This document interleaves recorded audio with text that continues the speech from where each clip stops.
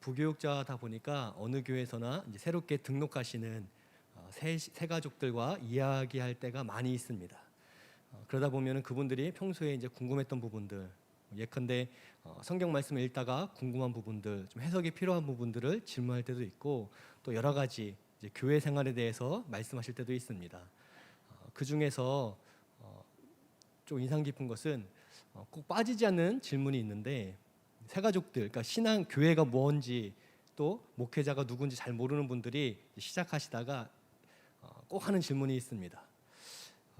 교회에 와서 목사님을 만나다 보니까 세상에 있을 때는 목사님이 누군지 몰랐는데 참 좋으신 분이라는 것, 또 그 마음으로 예배를 드리니까 예배 시간 말씀을 들으면서 은혜를 많이 받고 있고, 또 재밌고 기쁘고, 교회 생활, 신앙 생활이 이런 거구나, 감사해서 야 목사님 너무 좋으시다, 이런 표현을 많이 하는데, 근데 이런 표현을 하지 않아야 되나요? 라는 질문을 하세요. 많이 고맙고 감사해서 우리 목사님 참 좋으세요, 우리 목사님 좋으신 것 같아요, 이런 표현을 하는데 그런 표현을 하지 않는 게 맞나요? 라는 질문을 하시는 거예요. 왜 그러시냐고 물어보면 백이면 백 다 말씀하시는 게, 이제 그렇게 등록해서 그 옆에서 이제 새로운 가족을 이제 챙겨주고 아껴주신 분들이 계신데, 그분들에게 이제 우리 목사님 참 좋으신 것 같아요, 목사님 말씀 들을 때 참 은혜가 돼요, 깨닫는 게 있어요, 얘기하다 보니까 교회에선 그런 말 하는 거 아니야 라고 말하는 분들이 있다는 거예요. 어느 교회나 있습니다. 어느 교회나. 왜 말하지 말라고 하냐고 물어보면, 자꾸 목사님 칭찬하면 그 칭찬 때문에 목사님이 교만해져. 여기서 다 맞히시잖아요 지금. 자꾸 칭찬하면 그 목사님의 좋은 장점 때문에 그 목사님이 넘어지셔. 그래서 그런 표현은 마음으로만 하는 거고, 또 하나님께 감사해서 기도, 이런 좋은 목사님 주셔서 감사합니다, 기도해야 되는 거지, 목사님께 직접 말하면 안 돼요 라고 가르친다는 거예요. 그래서 제가 그 말씀을 들으면 들을수록 꼭 말씀을 드리는 부분이 있습니다. 감사하다, 또 우리 목사님 참 좋으시다, 이런 표현 계속 하셔도 됩니다. 걱정 안 하셔도 돼요. 물론 그렇게 걱정돼서 옆에서 조언해 주시는 분들의 마음이 어떤 마음인지는 알고 있습니다. 혹시 정말 교만해질까 봐, 넘어질까 봐 하는 마음은 아는데요. 그분들이 오해하는 부분이 한 두 가지가 있는 것 같은데, 첫 번째는 목회자가 그렇게 약하지가 않습니다. 칭찬 듣는다고 교만해지지가 않아요. 목회자가 목회를 정말 열심히 하나님 앞에 충성되게 하면 성도님들께서 아시죠? 그래서 칭찬하는 거 참 좋으시다라는 평이 나옵니다. 오히려 칭찬 듣지 못하는 목회자가 문제지, 칭찬 듣는 것은 아무 문제가 되지 않습니다. 또 칭찬 듣는다고 마음이 우쭐해지고 교만해진다면 목회를 할 수가 없습니다. 그렇게 연약하지가 않다는 것. 근데 마치 그런 말 들으면 정말 우쭐해지고 교만해질까 걱정이 되신다면, 그 목회자를 너무 학생처럼, 어린아이처럼 오해하고 있는 부분이 있는 것 같습니다. 저는 그분들께 좀 대묻고 싶어요. 지사님은, 권사님은 칭찬 들으면 우쭐해지고 교만해지세요? 우리 애들 칭찬 할 일이 있는데 얘네 교만해질까 봐 칭찬 안 하시나요? 질문하고 싶어요. 또 그런 그런 분들이 하는 오해 두 번째가 있는데, 이게 더 중요한 것 같습니다. 두 번째가 뭐냐면, 칭찬으로 인해서 교만해지기 전에 비판하고 비난하고 또 공격하는 분들이 계시기 때문에 절대로 교만해지지 않습니다. 목회자들도 어려움을 당할 때가 있어요. 아무리 열심히 한다고 해도 사람이기 때문에 실수할 수가 있습니다. 근데 그 작은 실수를 크게 말하고, 또 그것 때문에 직접적으로 문자를 보내거나 전화를 하거나 찾아오시거나 또는 바깥에서 만나자고 하거나, 그런 경우들이 생각보다 종종 있습니다. 걱정하지 않으셔도 돼요. 칭찬할 일이 있고 감사를 표현할 일이 있으면 얼마든지 하셔도 됩니다. 제가 함께 있었던 여자 전도사님이 계십니다. 정말 탁월하게 사역하시고 정말 좋은 열매를 많이 맺는 그런 전도사님이셨는데, 어느 날 추석 명절 전에 한 권사님께서 그분을 주차장 쪽에서 이제 선물을 주시는 거예요. 이게 명절이니까 아마 교육자께 감사한 마음을 드렸던 것 같아요. 근데 제가 이제 지나가다 보면서 참 감사하다, 이렇게 교육자를 위해서 참 선한 마음을 갖고 계신 권사님이다 했어요. 그리고 이제 전사님이 들어오시면서 저에게 이제 말씀하시기를, 이제 그 권사님께서 선물을 이만한 걸 주시면서 너무 작은 거 드려 죄송해요라고 표현을 하셨대요. 그래서 작은 게 중요한가요? 그 마음이 귀하죠. 너무너무 감사해요 하고 인사드렸다고 되게 기뻐하시는 거예요. 그리고 이제 일주일 지나서 이 전도사님이 사무실에서 펑펑 울고 계신 거예요. 무슨 일인가 하고 봤더니 소문이 어떻게 났는가, 내가 전도사님께 추석 때 선물을 드렸더니 전도사님이 작은 거 주시네요 라고 말했다는 거예요. 그것 때문에 막 권사님들이 전도사님께 어떻게 그럴 수 있냐 막 전화를 하신 거예요. 그래서 제가 제 선에서 해결하려고 노력을 많이 했는데 이게 해결되지 않았습니다. 결국 이제 담임 목사님께도 소식이 들어가서 담임 목사님께서 이제 전도사님께 이 사실관계를 확인하는 데까지 나아갔어요. 다행스러운 건 제가 그것을 이제 증언할 수 있는 목격을 했기 때문에 목사님 사실은 이렇게 됐고 이런 부분이 이렇게 됐습니다라고 이야기를 했어요. 그러니까 이게 이제 교육자 선에는 해결됐는데 교육자가 그 권사님께 전화해서 왜 그렇게 말씀하셨냐, 내가 언제 그랬냐 싸우지 않습니다. 그러니까 억울한 일도 있고 당연히 교육자로서 그런 오해를 받을 만한 일이면 받는 수밖에 없습니다. 그렇기 때문에 걱정하지 않으셔도 됩니다. 칭찬할 일이 있으면 칭찬하고 격려할 일이면 격려해 주시고 또 감사할 일이 있으면 감사를 표현하는 게 오히려 목회자가 힘을 얻고 위로를 얻는 귀한 일이라는 거죠.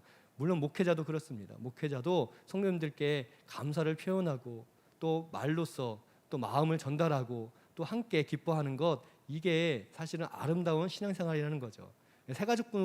새가족들에게 이런 부분을 자세히 말씀드리진 않고 다만 그렇게 옆에 있는 분들이 좀 우려하는 일들이 아마도 이런 부분인 것 같아요. 그런데 그분들도 좋지만 조금 더 폭넓게 우리 교회에 수많은 분들이 있는데 이제 새가족이시니까 여러 명의 분들과 교제하고 나누고 섬기고 또 배우면 훨씬 더 풍성하게 신앙생활을 할 수 있습니다 하고 제가 꼭 권면드리는 부분이 뭐냐면, 가급적이면 금요기도회 또는 새벽기도에 오시는 우리 권사님들을 많이 쫓아다니면서 배웠으면 좋겠어요. 그 권사님들이 기도하는 모습, 또 기도하는 그 어떤 말씀하시는 그런 모습들, 또 그분들이 서로를 위해서 환대하는 모습들, 또 기도하는 분들이 교회에서 어떻게 봉사하시는지를 관찰하시면서 기도하는 권사님 옆에 있으면 신앙이 훨씬 더 많이 성장합니다라고 권면을 해드립니다. 왜냐하면 이 새가족들은 잘 모르시기 때문에 처음에 와서 1년, 2년 사이에 사귀는 사람들과 비슷한 스타일의 신앙생활을 하기 때문에 그렇습니다. 그래서 사실 교회에 나쁜 분은 없지만 할 수만 있으면 조금 더 성숙되신 또 기도의 자리를 지키시는 그런 분들과 교제를 하면 새가족이지만 1년, 2년 안에 하나님께 기도의 자리를 지키는 분, 또 하나님 앞에서 참된 하나님 기뻐하는 믿음으로 신앙생활하는 분이 될 가능성이 훨씬 크기 때문에 가급적이면 비슷한 또래의 분들도 좋지만 조금 더 연배가 많으신 권사님들 그 등 뒤의 모습을 등 뒤에서 보시면서 신앙생활 하시면 참 많은 덕이 됩니다라고 권면을 해줍니다. 근데 이 일이 새가족뿐만이 아니라 사실은 우리 모두도 마찬가지입니다. 우리가 신앙생활하면서 결국은 서로가 서로에게 영향을 받는데, 특별히 우리가 가장 많이 주목해야 될 분이 있는데 그분은 믿음의 주, 믿음의 본 대신 예수님이라는 거죠. 우리가 예수님을 바라보고 예수님을 따라가고 닮아가지 않으면 내 옆에 있는 분들의 이야기, 내 옆에서 함께 신앙하는 분들의 모습을 배워가고 닮아가게 된다는 거예요. 물론 그것이 나쁜 것은 아닙니다. 그렇지만 우리가 할 수만 있으면 신앙의 본이 되신 예수 그리스도를 바라보고 그분이 어떻게 말씀하시고 어떻게 사랑하시고 또 어떻게 하나님 앞에 섬기셨는지 그런 것들을 추적해가면서 따라가다 보면, 닮아가다 보면 정말 하나님 기뻐하는 믿음을 가질 수 있기 때문에 우리가 서로가 서로에게 좋은 권면을 하고 또 좋은 덕을 세우는 것도 중요하지만 가장 먼저는 예수님이 어떻게 말씀하시고 하나님 앞에서 어떻게 행하셨는가, 살아가셨는가, 그것을 주목하는, 그리고 평생의 삶 동안 예수님 닮기 위해 힘쓰고 그 본을 닮아가는 사람이 되어야 된다는 것, 이것은 불변의 진리와도 같은 일입니다. 우리가 신앙생활 한다는 것은 결국 예수님을 따라가고 닮아가는 것이기 때문에 그렇습니다. 오늘 마가복음 1장은 그런 면에서 우리가 예수님의 어떤 면을, 그리스도의 어떤 본을 닮아가고 따라가야 되는가, 그것을 우리에게 보여주고 있습니다. 첫 번째는 공생애를 시작하신 예수님께서 가장 먼저 세례 요한에게 세례를 받으셨다는 거예요. 예수님께서 순종하는 신앙생활을 하셨다는 겁니다. 9절과 11절에 나와 있는데 세례 요한에게 세례를 받는 장면이죠. 예수님께서 공생의 시작을 세례 요한에게 세례를 받으며 시작합니다. 사실 조금만 생각해 보면 세례 요한은 예수님의 길을 예비하는 사람이었습니다. 예수님이 등장하면 사라져야 되는, 그 자리를 비켜줘야 되는 사람, 위대한 사람이었고 존경받는 사람이었지만 사람이었습니다. 선지자였지만 사람이었죠. 근데 예수님은 하나님의 아들이셨습니다. 하나님의 아들이 세례 요한에게 세례를 베푸는 게 맞지, 세례 요한이 하나님의 아들에게 세례를 베푸는 건 사실 가당치 않은 일이었습니다. 그것은 옳지 않은 일이었다는 거죠. 예수님께 세례를 받는 게 지극히 상식적인 일이었습니다. 세례 요한도 이 부분의 다른 복음서를 보시면 예수님을 향해서 내가 어떻게 감히 예수님께 세례를 베풀겠습니까? 내가 예수님께 세례를 받는 게 맞습니다 라고 주장하는 장면도 나옵니다. 그것이 상식적인 일이죠. 그런데 오늘 말씀에선 반대로 예수님이 세례 요한의 세례를 받고 계십니다. 그것이 하나님의 뜻이기 때문에, 이렇게 해서 하나님의 의를 이루는 게 합당하다 예수님 말씀하시면서 하나님의 뜻이기 때문에 순종할 것을 이야기하시고 예수님 스스로가 순종하셨습니다. 우리에게 이 순종에 있어서 정말 필요한 연습과 훈련이 있습니다. 순종을 훈련하고 순종을 연습하는 게 아니라 순종 전에 내 고집, 내가 맞다고 생각하는 고집, 내가 맞다고 생각하는, 옳다고 생각하는 생각을 내려놓는 훈련이, 연습이 반드시 필요합니다. 그래야지만 참된 순종을 할 수 있기 때문에 그렇습니다. 교회에서 신앙생활을 하면서 고집을 부릴 때가 있습니다. 근데 이유 없는 고집은 없습니다. 말이 안 되는 주장은 없습니다. 나름의 이유가 있고 일리가 있는 생각과 또 고집입니다. 그렇기 때문에 교회 안에서 이런 일로 인해서 분쟁이 생기면 어느 한쪽의 손을 들어줄 수가 없습니다. 왜냐하면 둘 다 서로 다른 주장을 해도 둘 다 예수님을 위한 일이 맞고 둘 다 충분히 일리가 있는, 설득력 있는 주장일 때가 많기 때문에 그렇습니다. 그래서 이런 다툼이 있으면 사실은 어느 한쪽의 손을 들어주기가 어렵다는 거죠. 하나님을 위해 고집을 부리고 있고 또 하나님을 위한 내 생각, 내 결단이기 때문에 그것을 주장하기 때문에 바로 그래서 갈등과 불협화음이 나올 수밖에 없다는 거예요. 그런데 하나님을 위한 고집, 하나님을 위한 내 결단이 정말 하나님은 원하시는가를 먼저 점검해야 된다는 거예요. 내가 선한 마음으로 한 거지만 그것을 정말 하나님은 원하시는가? 내가 하나님을 위해서 헌신하고 희생하지만 그것을 정말 하나님께서 기뻐하시는가? 그것을 먼저 생각해 봐야 된다는 거예요. 미국에 남북전쟁이 있었습니다. 노예제도를 폐지할 것인가 아니면 노예제도를 계속 갖고 가야 되는가? 북쪽 지역은 노예제도를 폐지해야 된다 하면서 링컨 대통령을 중심으로 모였고, 남쪽은 노예제도는 있어야 된다, 우리 미국에 꼭 필요한 제도다 라면서 이 전쟁이 일어났습니다. 링컨과 북쪽 지역 사람들이 처음에는 많이 밀렸습니다. 그때 링컨 대통령 주위에 있던 강요들이 이야기하기를 우리가 하나님께 기도합시다, 하나님께서 우리 편이 되달라고, 이 전쟁 승리하게 달라고 기도하기를 원합니다 라고 주장했어요. 그런데 이미 남쪽은 같은 제목으로 기도회가 많이 백인교회에서 시작되었습니다. 하나님 이 전쟁 승리하게 해달라고, 하나님 우리 편이 되게 해달라고, 북쪽도 하나님 우리 편이 되게 해달라고, 남쪽도 하나님 우리 편이 되게 해달라고 서로 그렇게 기도했습니다. 그때 링컨 대통령이 북쪽 강요들, 자기와 함께 있는 강요들에게 뭐라고 했냐면, 그건 기도가 잘못됐습니다, 하나님 우리 편이 되어 주십시오라고 기도할 게 아니라 그 기도는 남쪽도 하고 있고 우리가 하나님 편이 되길 원합니다. 지금 우리가 하고 있는 이 싸움이 정말 하나님 기뻐하는 싸움 될 수 있도록 우리 가운데 냉철한 판단력과 하나님 정말 기뻐하는 뜻이 무엇인가를 찾는 지혜를 달라고, 그리고 우리가 이 전쟁 속에서 승리하는 게 목적이 아니라 하나님 정말 기뻐하는 뜻이 무엇인지를 알고 싸울 수 있도록, 그래서 하나님이 우리 편이 아니라 우리가 하나님 편이 되어서 이 전쟁을 승리할 수 있도록 인도해달라고 우리의 기도 제목을 바꿔야 됩니다 라고 이야기했다는 거예요. 저는 이것이 우리 신앙생활에 꼭 있어야 될 기도 제목, 또 삶의 태도라고 생각합니다. 우리가 하나님을 위해서 결단하고 헌신하는 것 너무나 아름다운 일이지만, 그러나 정말 하나님을 위한 일일지라도 그것을 하나님은 정말 기뻐하시는가 원하시는가를 점검할 수 있어야 된다는 거죠. 하나님 앞에 아름다운 순종, 하나님 기뻐하는 참된 순종을 가로먹는 게 있는데 뭐냐면 불순종이 아니라 하나님을 위한 내 열심이 하나님을 향한 순종을 가로막을 수가 있다는 거예요. 나는 찬양이 너무 좋아서 찬양대를 하고 있는데 혹 하나님은 내가 교사하길 원하실 수 있다라는 겁니다. 근데 내가 하나님을 위해서 찬양대 하는 것 누가 뭐라고 할 수 있겠습니까? 아름다운 일이죠. 그러나 하나님이 정말 이 일을 원하시는가를 먼저 점검하는 것, 내 입장이 아니라 하나님의 입장에서 내가 하는 헌신, 내가 하는 결단 중요하지만 하나님은 정말 그것을 원하시는가 점검하는 게 먼저라는 거예요. 예수님은 세례받을 때 사실은 하나님의 아들이, 사실은 하나님 그 본체이신 예수님이 사람에게 세례를 받는다는 건 말이 되지 않는 일이죠. 상식적이지 않습니다. 율법적이지도 않습니다. 신앙적이지도 않습니다. 그런데 예수님은 하나님의 뜻이기 때문에, 이것을 통해 하나님의 의를 이루는 게 합당하기 때문에 그것을 고집하지 않고 먼저 세례받기를 자원하셨습니다. 그리고 다시 한번 보시면 세례 요한도 마찬가지입니다. 세례 요한도 먼저 하나님을 위한 헌신과 결단이 있었죠. 예수님, 내가 세례받을 게 아니라 예수님이 세례받을 게 아니라 내가 예수님께 세례받는 게 맞습니다. 그 주장은 100명이면 100명 다 옳다 하는 주장이었습니다.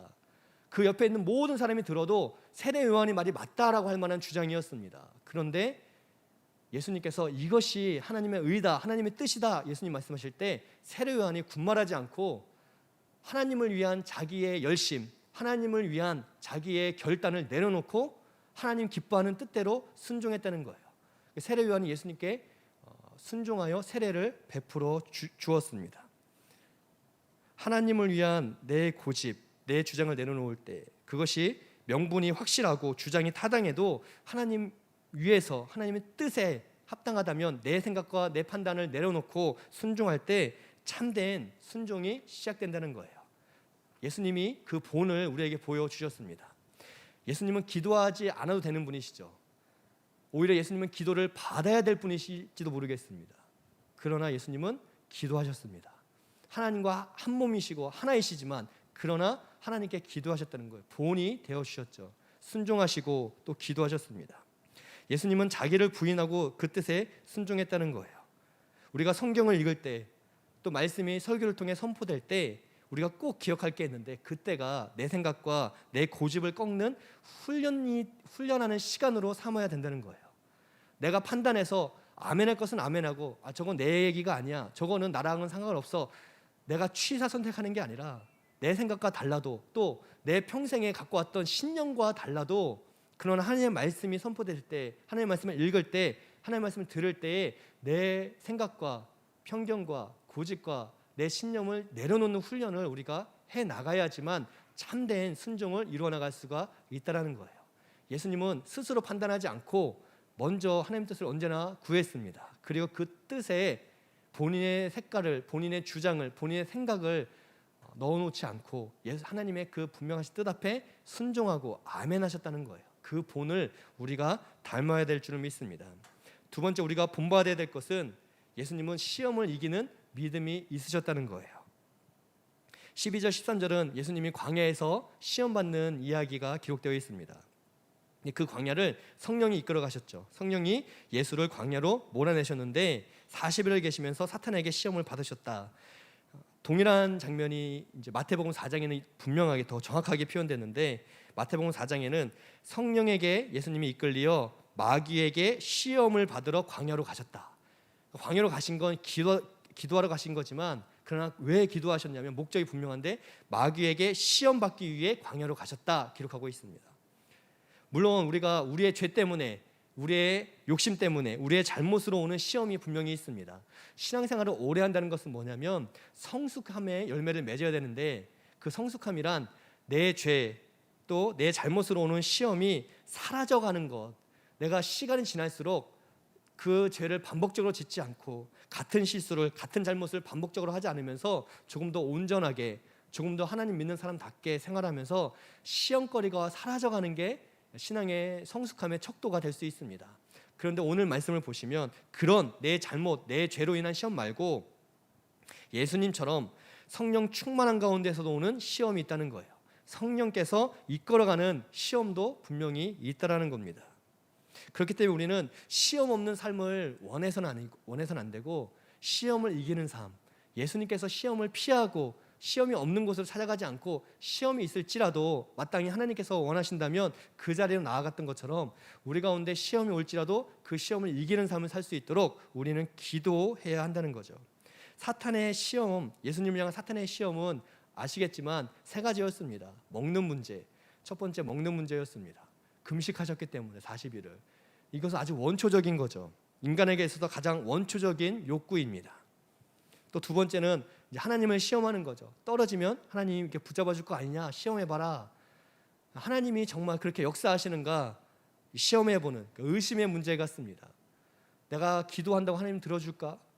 내가 이렇게 기도해도 하나님은 뭐 나한테 응답이 없는 것 같은데 자꾸 하나님을 시험하는 것, 하나님을 의심하는 것, 우리의 영적인 이 고질적인 어려움을 이 사탄이 시험하는 거죠. 세 번째는 부요함, 풍성함에 대한 거였습니다. 내게 절하면 모든 영광을 너에게 주겠다. 세상 영광을 다 주겠다. 이것은 인간에게서 가장 완성된 욕심이죠.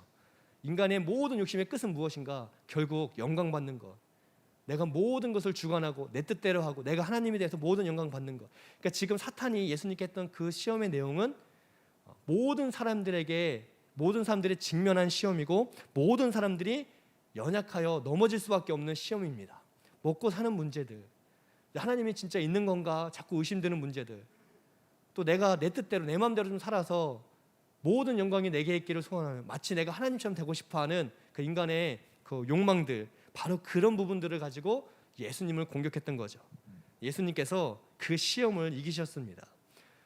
말씀으로 이기셨고 믿음으로 이기셨는데, 유혹과 시험을 이기실 수 있었던 건 예수님께서 40일 동안 금식 기도를 하셨기 때문에 그러시죠.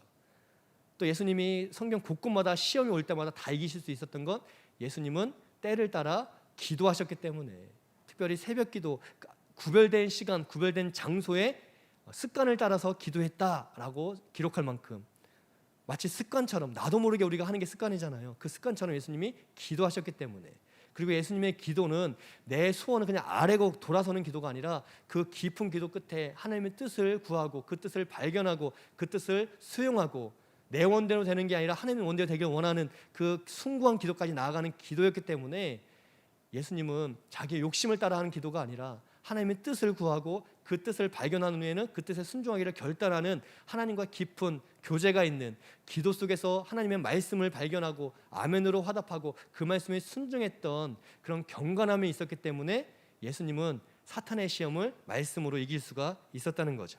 우리 역시 그렇습니다. 우리의 힘으로, 능력으로, 우리의 말 주변으로 이기는 게 아니라 하나님의 말씀과 기도의 자리를 지키는 그 기도의 열매로서 우리가 시험을 이길 수가 있다는 거예요. 우리가 왜 경건에 힘써야 되냐면, 경건 생활을 통해서 사탄의 시험을 분별할 수가 있고 사탄의 시험을 이길 수가 있기 때문에 그렇습니다. 예수님께서 그 본을 보이신 거예요. 예수님께서 사탄을 물러가라 했으면 바로 물러갔을 겁니다. 그런데도 예수님은 그 모든 시험을 하나님 기뻐하신 뜻대로 기도와 말씀으로 이기셨다는 거예요. 하나님께서 원하시는 바로 승리의 비결은 기도와 말씀밖에 없습니다. 우리가 경건에 힘써야 되는 이유가 거기에 있습니다. 사탄은 우는 사자처럼 지금도 넘어뜨리기 위해서 성도들에게 찾아오고 유혹하고 미혹을 한다는 거예요. 그렇기 때문에 깨어 기도하되 말씀 안에 굳건하여 흔들림 없는 소망 가운데 우리가 신앙생활을 해야 한다는 겁니다. 예수님이 그러셨습니다. 예수님께서 경건에 힘쓰시고 예수님이 시험을 모두 이겼던 모든 장면 바로 앞에는 늘 기도하시고 하나님의 말씀으로 마음을 채우셨던, 그거야말로 정말 성경에서 말하는 성령 충만함인데, 그런 건강한 성령 충만함의 본을 보여주셔서 우리 역시 말씀과 기도 안에 성령 충만함으로 승리하기를 원하신다는 것을 꼭 기억하시며 예수님의 경건의 본을 담는 우리가 되기를 축복드립니다. 또 세 번째 우리가 본받아야 될 것은 증인된 삶입니다. 예수님께서 그 후에 14절 15절에 보시니까 갈릴리로 가셔서 이제 본격적으로 공생애의 사역을 하시는데, 갈릴리에서 하나님의 복음을 전파하는데 때가 찼고 하나님 나라 가까이 왔으니 회개하고 복음을 믿으라 라고 선포하셨습니다. 군더더기 없이 돌려 말하지 않고 회개하라, 복음을 믿어라, 복음을 받아들여라 라고 말씀하셨습니다. 예수님 자체가 복음이셨습니다. 예수님을 믿어야지만 구원을 얻음을 예수님께서 선언하시고 선포하셨다는 거예요. 하나님께서는 우리가 세상 가운데 예수님처럼 증인되기를 원하십니다. 망설임 없이 마땅히 예수님을 자랑하고 고백하고 선언하기를 원하십니다. 예수님은 언제나 하나님 나라를 선포하시고 회개의 메시지를, 구원의 메시지를 전하셨습니다. 병자를 고치신 것도 병자 자체를 고치는 그 자체가 목적이 아니라 그것을 통해서 하나님 나라를 증거하기 위해서, 예수님께서 소외된 영혼을 찾아 먼 길을 떠나시고 그 소외된 영혼 한 영혼을 위해서 찾아가시고 애쓰시고 그 영혼의 친구가 되어주신 건 그 영혼의 친구 되는 것 자체가 목적이 아니라 그것을 통해서 그가 구원받도록, 하나님의 백성 되도록 바로 영혼 구원을 위해서 예수님은 모든 사역을 감당하셨다는 거예요. 예수님께서 사람을 불쌍히 여기신 것도 그냥 불쌍하니까 돕고 싶어서가 아니라 그 영혼이 구원받아야 될 죄인이기 때문에, 그러나 복음을 통해 영원한 하나님 나라에서 하나님의 자녀로 살아갈 수 있는 귀한, 영혼이 아주 귀한, 천하보다 귀한 그 한 사람이기 때문에 예수님은 찾아가시고 만나시고 때로는 고치시기도, 때로는 훈계하시기도, 때로는 혼내시기도, 때로는 권면하시기도 하셨던 거죠. 예수님의 모든 사역이 영혼 구원에 초점을 맞추고 있으시다는 겁니다. 우리 역시 신앙생활하면서 바로 이 영혼을 사랑하는 마음이 우리 가운데 가득하기를 소망합니다. 구원을 위해서, 영혼 구원을 위해서 우리는 우리의 직장에서 성실하게 살아가는 거죠. 성실함 자체가 목적이 아니라 그 성실함을 통해 그리스도의 영광이 나타날 수 있도록, 또 구원을 위해서 정치 활동을 하는 분도 계시고 경제 활동을 하는 분도 계시고, 또 영혼 구원을 위해 여러 사회 단체를 통해서 사회 활동을 하고 또 선한 사업을 하는 거죠. 그것 자체가 우리의 목적이어서가 아니라 그것을 통해 한 영혼이라도 얻기 위해서. 그렇기 때문에 우리가 영혼을 사랑하는 마음, 이 마음을 놓쳐서는 안 된다는 거예요. 그것을 놓쳐버리면 사람을 고치는 것 자체가 목적이 되어버릴 수 있고, 선한 사업 자체가 목적이 될 수가 있고, 경제 활동, 정치 활동 자체가 목적이 될 수 있습니다. 정말 하나님께서 이 일을 나에게 사명으로 맡기셨다면, 또 이 직장을 나에게 맡기셨다면, 이 가정을 나한테 허락하셨다면 나는 여기에서 어떻게 영혼을 구원할 것인가, 한 영혼을 보면서 분통 터뜨리는 게 아니라 그 영혼을 위해 애통하는 마음으로 기도하고 섬기며 사랑할 것인가, 깊은 고민을 우리가 해야 할 줄을 믿습니다. 예수님은 바로 그 본이 되어 주셨습니다. 우리 역시 우리의 삶의 자리에서 성실하고 정직하게 살아야 됩니다. 사랑과 선행으로 서로를 돌아봐야 됩니다. 그리고 섬김과 돌봄을 통해서 각자의 자리에서 믿지 않는 영혼을 돌아보고 섬기는 것이 너무나 중요합니다. 근데 거기서 멈춰서는 안 되고, 거기에서 나아가서 예수님의 본을 받아 죄에서 돌이키고 하나님의 자녀가 되어야 됨을 설명해주고, 또 설득하고, 또 때때로 선포하고 선언하는 것이 반드시 필요합니다. 예수님께서 선한 일을 한 다음에 사람들이 이 선한 일의 대가로 무엇을 하기 원하십니까 할 때 교회 가라, 예수님 믿어라 하지 않았습니다. 예수님은 선언하고 선포하신 후에 고치시고 싸매시고 친구가 되어 주셨죠. 우리 역시 그렇습니다. 우리가 선한 사람으로 살아가기 위해서, 선한 어떤 친구가 되어주기 위해서 신앙생활하는 게 아니라, 또 그 일을 위해서 우리가 어떤 사회활동을 하거나 경제활동, 정치활동, 여러 가지 다양한 활동을 하는 게 아니라 영혼을 구원하기 위해서 그 일들을 감당한다는 것을 기억하되, 그렇기 때문에 행위에 초점을 맞추는 게 아니라 이 선포, 선언이 우리의 입술을 통해 고백되어야 될 줄을 믿습니다. 내가 예수님을 사랑하기 때문에, 또 예수님을 통해 구원받았기 때문에 값없이 주신 그 은혜를 나 역시 값없이 내 입술을 통해서 선언하고 선포하고 설명하는 게 너무나 중요하다는 거예요. 여전히 믿지 않는 이들은 선포된 복음을 통해서 예수님을 알게 되고 경험하게 되기 때문에 그렇습니다. 사랑의 행위, 섬김, 돌봄은 그 선포를 위한 바로 직전에 해야 될 행위일 뿐이지 그것 자체가 목적이 아니라는 것. 우리 역시 예수님처럼 부족해도 우리가 입술을 열어 직접적으로 예수님을 소개하고 알리고 설명하고 또 고백하고 때때로 선포하고 선언하는 것이 너무나 귀하다는 거예요. 어떤 분이 그런 말씀을 했습니다. 한국 사람들은 너무나 꼭 필요한, 당연하고 꼭 있어야 될 말을 너무나 듣기 싫은 메시지로 전달하는 재주가 있다, 이런 표현을 했어요. 무슨 말인가 이제 읽어보니까, 부모님이 자녀에게 공부에 대해서 강조할 때 왜 공부해야 되는지, 또 공부해서 꼭 그것이 너에게 왜 필요한지 설명해 주는 게 아니라, 너 공부했어 안 했어? 공부하라고 했잖아. 너 공부해서 남 주냐? 그 당연하고 꼭 필요한 메시지를 들으면 들을수록 더 공부하기 싫게끔 말한다는 거예요. 한국 사람들의 어떤 기질이라고 표현했었습니다. 맞죠? 우리가 좀 그런 면이 분명히 한국 사람들이 있습니다. 청소도 이렇게 열심히 자녀들이 해놓으면 좀 부족해 보여도 칭찬해야 되는데, 야, 넌 청소 이게 한 거니? 라고 나온다는 거예요. 왜냐하면 우리도 우리 부모님들께 그렇게 듣고 배웠기 때문에. 한국 안에만 있는 독특한 문화 중에 하나입니다. 복음 전하는 것도 마찬가지인 것 같아요. 복음을 전할 때 예수님께서 회개하라, 복음을 믿으라, 하나님 나라가 가까이 왔다 할 때 그것을 안 믿는 사람들을 향한 분노의 마음으로 하지 않았다는 거죠. 그것을 받아들이지 않는 이들이 있다면 애통하는 마음으로, 사랑하는 마음으로, 아파하는 마음으로 분명히 하셨을 거예요.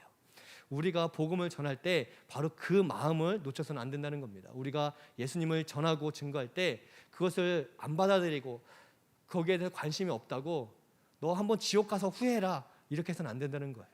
그 영혼이 아직 마음의 준비가 안 된 것 때문에 더 기도의 자리에 나오고 또 그 영혼을 위해 정말 가슴 아파하고 또 그 영혼이 마음이 열리지 않았기 때문에 분노가 아니라 분통이 아니라 애통하는 마음으로 그 영혼을 감싸줄 수 있는 그 그리스도의 사랑이 있어야 된다는 거예요. 그럴 때 그 마음이 비로소 열리기 시작한다는 거죠.